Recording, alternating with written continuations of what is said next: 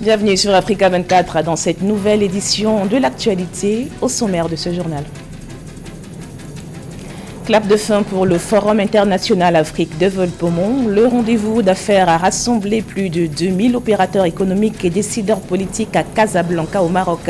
Un marché d'investissement grand format qui se positionne comme moteur de coopération sud-sud. Dans ce journal, nous rejoindrons nos envoyés spéciaux à Casablanca pour un premier bilan.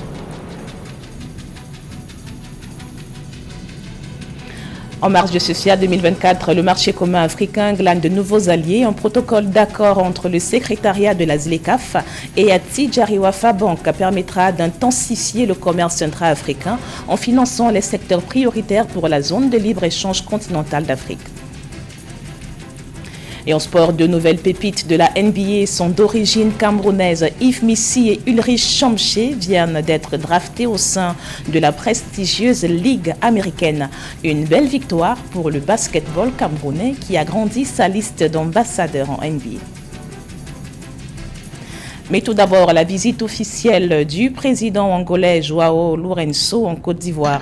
Ce vendredi, le chef d'État s'est rendu sur le site de l'usine Chez-Moi, dans la zone industrielle de Yopougon. La veille, jeudi, rencontre au sommet avec le président ivoirien Alassane Ouattara au palais présidentiel. Luanda et Abidjan sont désormais liés par 14 nouveaux accords de coopération bilatérale dans les domaines aussi divers que la santé, les mines, les hydrocarbures ou encore l'autonomisation des femmes. Le président angolais a placé son séjour sous le signe d'un partage d'expérience en matière de préservation de la paix. Il a par ailleurs souligné ou souhaité s'inspirer du modèle ivoirien pour développer le secteur agricole en Angola.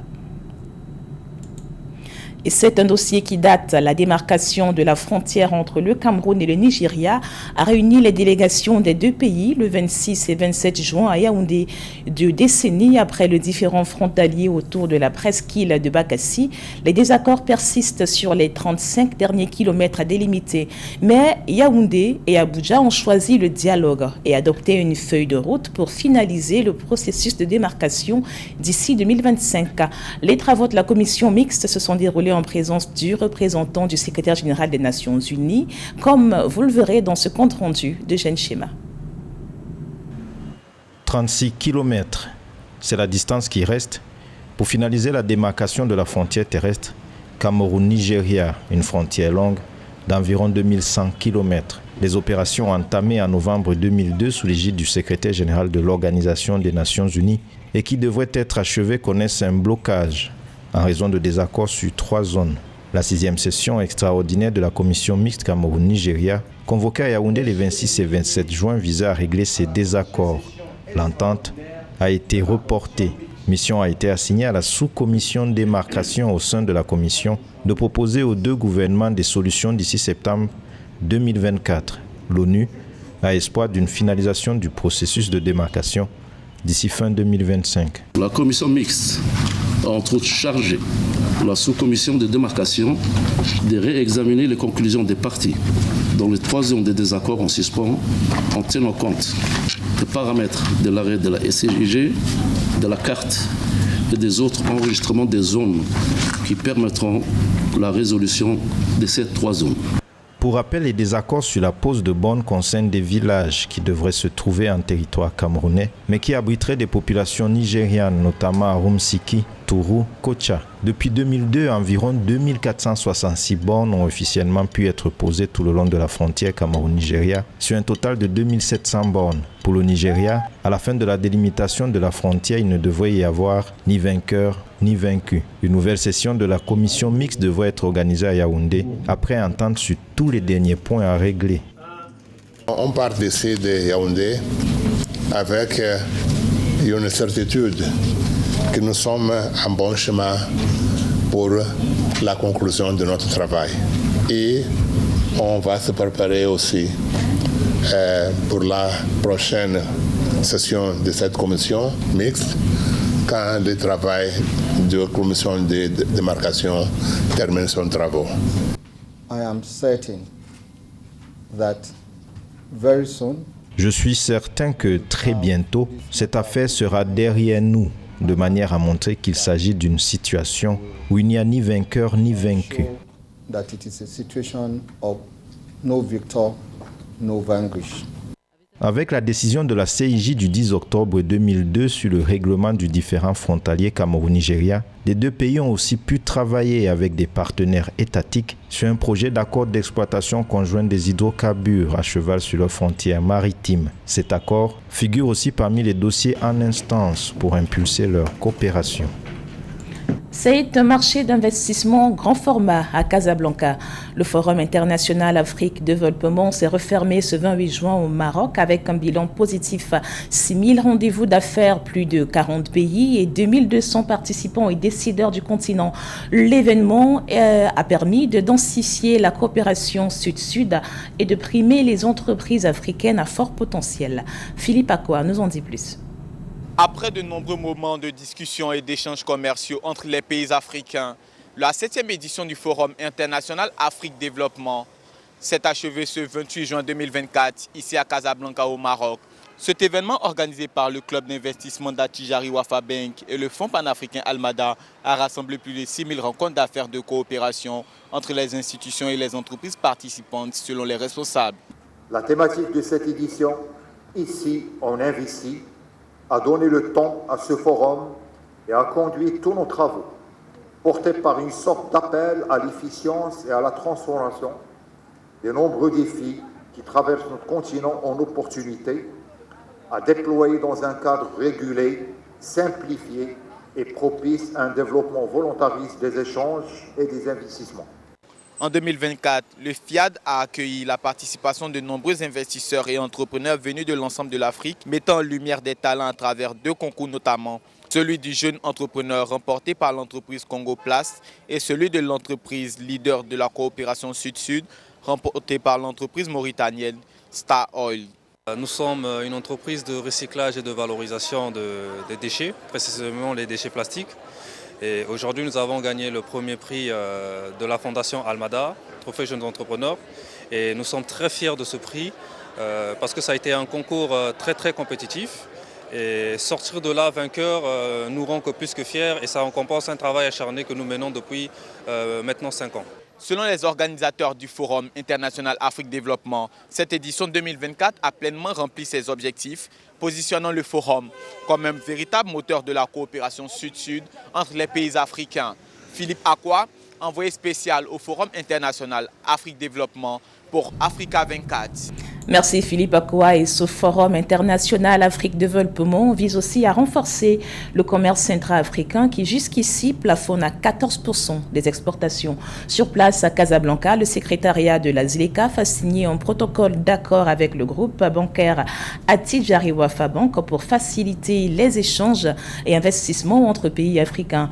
Cette collaboration stratégique augure un soutien financier pour les entrepreneurs. Elle met surtout l'accent sur les secteurs prioritaires pour concrétiser la zone de libre-échange continentale d'Afrique qui réunira 1,4 milliard de personnes au sein de marchés communs.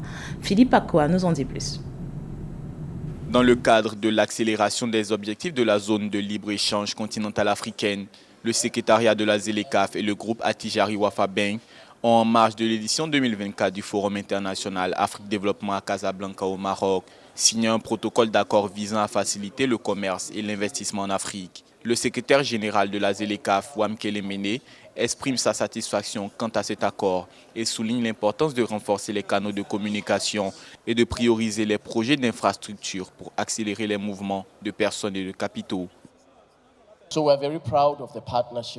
Nous sommes très fiers du partenariat que nous lançons aujourd'hui. La collaboration couvrira un éventail dans des domaines différents, notamment la numérisation de l'économie africaine, la facilitation et le financement du commerce, et bien sûr, des événements de cette nature où nous créons des plateformes de collaboration avec le secteur privé.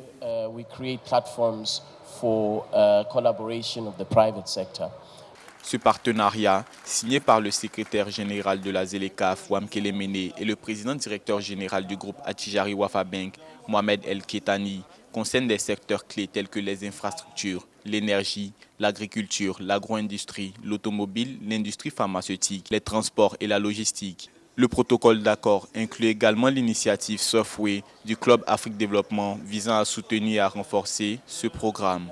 Nous essayons à travers une telle coopération à démystifier la ZLECAf à avoir des approches pragmatiques sur le terrain, c'est d'apporter une réelle valeur ajoutée aux acteurs économiques du secteur privé au niveau de l'information, au niveau de l'accompagnement, mais au-delà de l'information et de l'accompagnement, des solutions aussi dans les financements. Les deux parties se sont engagées à promouvoir les opportunités de la ZLECAf, à soutenir les sociétés commerciales africaines qui facilitent et stimulent le commerce intra-africain. À noter que la zone de libre-échange continentale africaine vise à établir un marché commun africain recoupant plus de 1,4 milliard de personnes. Par ailleurs, le Club Afrique Développement du groupe Attijari Wafa Bank compte 13 clubs à travers le continent et près de 26 000 rendez-vous d'affaires structurés. Ce protocole d'accord représente une opportunité unique pour tirer parti des synergies créées par cette coopération renforcée. Et l'un des connecteurs du marché commun reste la langue. Les entrepreneurs de l'espace francophone étaient réunis ce 27 juin à Villiers-Cotterêts pour le 5e Forum international des entreprises francophones. L'événement, organisé par le groupement du patronat francophone, promeut le concept de francophonie économique pour développer les échanges entre les 88 pays membres. Mots-clés, solidarité et croissance partagée. Un reportage de Charline Kwa. Utiliser le français comme portail économique entre entrepreneurs, voilà l'objectif du 5e Forum international des entreprises francophones. Cette journée dédiée à la francophonie économique et numérique fait écho au thème retenu par le Sommet international de la francophonie, créer, innover et entreprendre. Aujourd'hui, les enjeux, c'est de montrer qu'on est très fiers et très heureux de partager cette langue française ensemble, mais qu'en plus de ça, on peut faire du business ensemble, parce que 80% des gens qui sont ici sont des entrepreneurs, qui sont de ces nationalités dont je citais précédemment, qui veulent faire du nord-sud, mais aussi du sud-sud.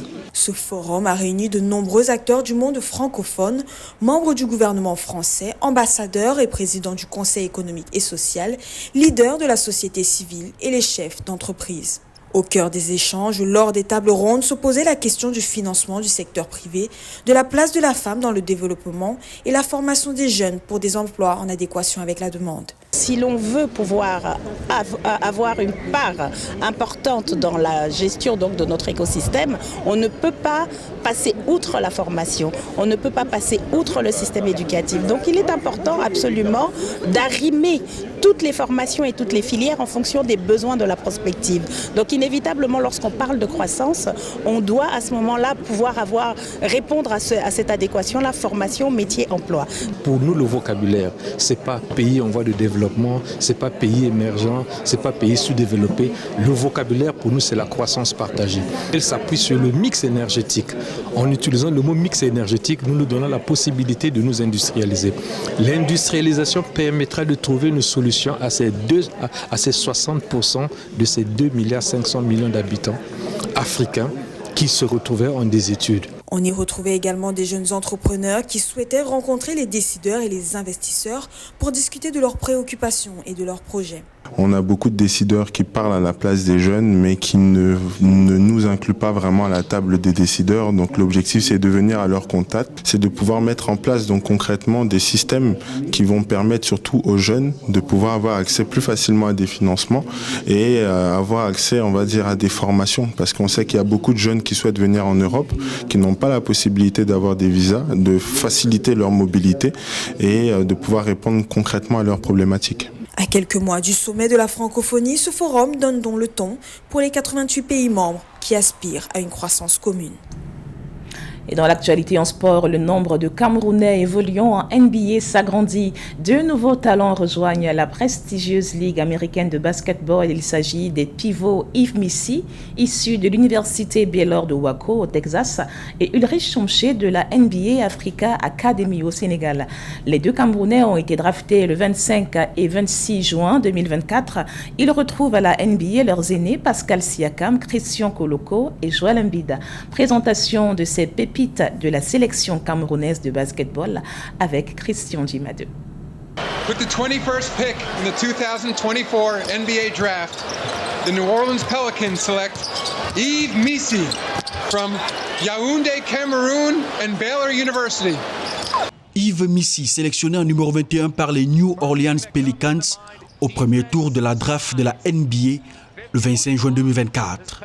Missi, annoncé comme l'un des 5 meilleurs pivots de cette cuvée, est issu de l'équipe de l'université Baylor de Waco au Texas, où ses statistiques de la saison 2023-2024 pointent 10,7 points, soit une moyenne de 61,4% de réussite dans les tirs, 5,6 rebonds, 1,5 contre et 0,6 interceptions. Le deuxième Camerounais sélectionné au terme de la draft 2024 est Ulrich Kamka-Chomche, 57e choix, transfuge de la NBA Africa Academy. Pour la première fois dans l'histoire de la NBA, 2 Camerounais sont retenus dans le même draft. C'est une superbe nouvelle pour le Cameroun d'avoir 2 nouveaux joueurs dans la plus prestigieuse ligue de basketball du monde. Maintenant, il faut faire ses preuves, soit ils s'intègrent et prospèrent dans la ligue, soit ils disparaissent aussi vite qu'ils sont entrés. C'est quelque chose qui est déjà arrivé et c'est pas ce qu'on souhaite pour nos représentants camerounais. Maintenant, il faut être performant pour ne pas se retrouver en D-League ou alors balloter d'équipe en équipe pour finalement sortir de cette ligue-là. Yves Missy est une menace verticale pour attraper les hold-up ou un contre autoritaire. Il est d'une mobilité solide pour être polyvalent défensivement. Ulrich Chomche, international camerounais depuis février 2023, dispose pour sa part d'un bon instinct défensif et de qualités athlétiques impressionnantes. Il excelle dans la récupération et la gestion des rebonds à raison de sa taille, de sa longueur et de sa rapidité.